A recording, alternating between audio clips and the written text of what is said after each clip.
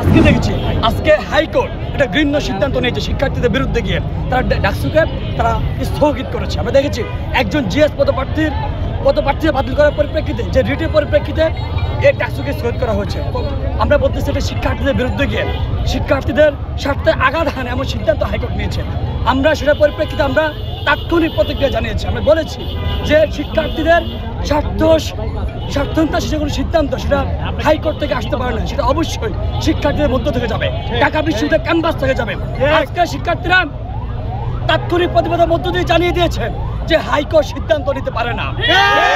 এই শিক্ষার্থীদের এত বছর ধরে ঝুলে থাকা তাদের যে অধিকার আদায় যে প্ল্যাটফর্ম সেই ডাকসুকে বানচাল করা যাবে না।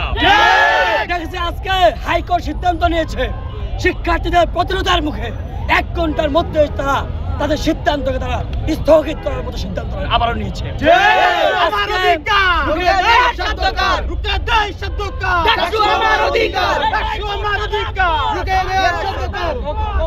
আমরা হাইকোর্টকে আমরা সেই কুচক্রী মহলকে যারা পায়তারা চালিয়ে যাচ্ছে তাদেরকে স্পষ্ট ভাষা জানিয়ে দিতে চাই, শিক্ষার্থীদের অধিকার আদায়ের প্ল্যাটফর্ম নিয়ে রাকসু নিয়ে বিন্দু মাত্র বানচাল করা পায়তারা আপনারা যদি করেন সেটা আমরা বরদাস্ত করবো না।